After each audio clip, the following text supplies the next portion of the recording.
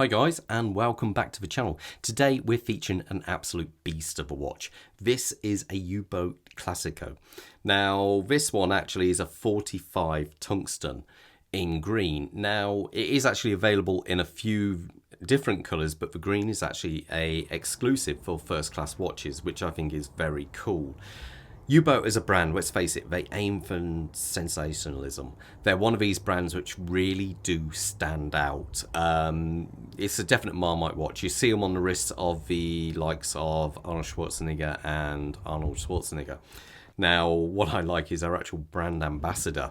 You always see most people going for big actions, like sportsmen and all that. But they've gone for Till Lindemann of Rammstein. And I think that is just so cool. What an ambassador for a watch. I love the brand, so it's kind of quite cool. But before I get into review proper, I've got to say a massive thank you to the team over at First Class Watches. Real superstars, super friendly, real nice people to deal with.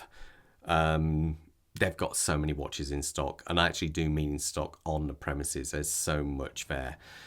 I'll leave a link in the description below and both on a little banner now on the bottom of the screen. So if you get in touch with them, all I do ask is that can you please mention the channel. I was trying to cement a bond with them, and that will really help. So anyway, the watch itself, sizes of this beast are 45mm by a thickness, get ready for this, 18mm thick, and a lug-to-lug of 52.5. The bracelet, the strap size on this, I'm surprised, is only 20mm. So I thought I'd gone for wider, but to be fair, it kind of works. It's kind of quite funky. Now, the dial itself, the dial has got a lot going on. When I say a lot, really, I suppose there's no more than most chronographs, but the simple fact is how they've crammed it in, or how you read it, is different to other brands. Like obviously these are your normal hour and minute hands, and there's your second hand over here. And I just love the fact that instead of going with a round subdial like you see on every other watch, these guys have got a horizontal bar going on, and that's how you read the seconds like that. It's completely bizarre. Is it the most easiest way to read a watch? No, not really, but who cares?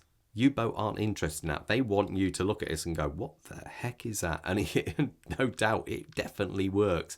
It's different. I applaud brands which are, just want to be different. But so many different companies will play it safe all the time. Now, there's no way on earth this is going to be a big seller. It's definitely a Marmite watch, but I like the fact they are brave enough to do this. And that's kind of cool. We need to see that a bit more. Now, over at the 9 o'clock position, we have the date window. Now, this is a chronograph, even though the pushers are a little bit strange. So if we start the chronograph, there we go. So now, as you can see, we have the seconds for the chronograph. Now, normally, that would be your minute totalizer, but it isn't on this watch. It's the bottom one is your minute totalizer. Now, what I mean by that, when you activate this stopwatch, as this does one revolution, this will move across one notch. So that's how you read the minutes of elapsed with regards to your stopwatch. And that's how you read the hours. Now, the bizarre one on this, and even I had to look at this twice, is this AM, PM indicator. I hadn't seen it before. So if I stop, I'm going to have to stop this and I'll show you. It makes more sense when I show it rather than this. Now, this crown guard system, I think, is amazing. And it's kind of like a bit like Panerai, I suppose, another Italian brand who have a strange crown guard. Now, you unscrew this, and I'm not kidding, it is a joy. It's so smooth, and it comes away there, the linkages for it. Now, this is the crown proper. And if I pull this crown out, you'll see this AM, PM indicate what it actually does. So if I rotate the hands now, so what that means is that's about to hit AM, that will be midnight. And there you go. As I bring it round, and it starts coming into the AM there. So that's what that actually means. The crown itself, as you can see, is very small. For manipulating the time, I find it no problem at all. For winding the watch, it's not the easiest. I will definitely say that. So push that back in, and this little cap is rubber filled back there, presses down, and just slides over it. and just honestly, it is so nice to use. So anyway, the dial, as I say, those are the functions of a dial. You also have this sandwich effect going on here. So what I mean by that, these battens are actually cut out of the dial, and the luminous material and the paint for the obviously markers are below that. Now it's quite unusual because on top here, these raised sections 12.4 are raised. So you have you have a sandwich dial there cut out, and then you have raised up sections here. It's mad, bonkers, love it. Something different. The loom, I must say, it's not like chronograph going again.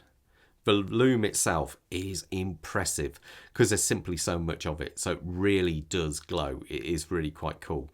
Now, as you'll see, when you watch this actually go here, this hand should jump across one. So let's see that. Boom, there you go. So that's 1 minute has elapsed since we've restarted that. So anyway, as we come round, the bezel itself is tungsten. Tungsten's a bit harder than steel. It's about just over 300 thick, as I believe, and you can get an absolute mirror finish on it. So it is a really, really good surface for getting reflections. As you can see, it is like a mirror. Very, very impressive. Completely over the top, but hey, yeah, that's what this brand is about. The pushers on this side, you have what's a regular style pusher there, and then you have a slimmer one here. Now, the only reason I can imagine is obviously they need to get it through the linkages here. But that's your stop and your reset, and bang, straight back there, no problem at all. U-boat emblem on there, even down there. It's almost like they don't want you to forget, but it is actually a U-boat. So we got it printed 3 times just in that short space there. But in case you're looking at the watch from this side, you might forget it's a U-boat. So they printed it on there just in case you did forget it is a U-boat. So there you go. Limited edition numbers on there. Now, as we turn the watch round, one thing I should point out, it is actually water resistant, as one would expect, having all this system on there to 100 meters. The back, again, check it out. It's just crazy, isn't it? It is absolutely bonkers how they've done this. So instead of having a complete display case back, they've gone for just for the U. And again, U-boat on the back, just in case you forgot it was a U-boat. And cool. Behind there, they have a Sellita SW500. I put this on the time grapher, and it was doing a stellar job. I think it was putting out around about, I think it was one second or so. I can't remember exactly. So it was doing a very, very good job. It has a power reserve of approximately 62 hours, 25 joules, and it is basically a very sort of like a reboot of the the 7750. So absolutely solid movement, no problem at all. The Caseback is screwed down with these 6 screws going on there. So actually there's 2 going on there, so a bit more there. We've actually got 7 screws. Again, bizarre. That is just so U-boat, isn't it? They're crazy. What can I say? The leather strap is, again, very cool. I love all the writing across it. It gives it a kind of, I wouldn't say vintage, but almost steampunk kind of look to it. Oh, we got U-boat here, just in case you'd forgot as you came out here, but it is actually a U-boat. The leather strap, it's a U-boat, you know. The leather strap itself is a real premium feeling strap. It is a very nice strap. It does feel like it would last 4 years. Overall, I think it's bonkers, and I kind of like it. Let's put it on the wrist, see how it looks. Quick wrist check. Yes, I'm wearing an Italian brand as well. My Panerai 177, and Bob has gone German. He's gone with the Larco Pilot, which I'll be doing a review of soon. U-boat as a brand are pretty cool. They've been around, I didn't realise, for 80 years now. And they say their watches are made in Tuscany, which is a real beautiful part of the world, let's face it. It's kind of something a little bit different. Let me put this on my wrist. I'll just put it on the first setting. And there you go. My wrist size is 7¼ inches. And actual kind of the lug to lug and all that size don't look too bad. But let's face it, it is a bit of a beastie, isn't it? It does stand up quite tall. But who cares? You're going to get... This is a conversation starter, definitely.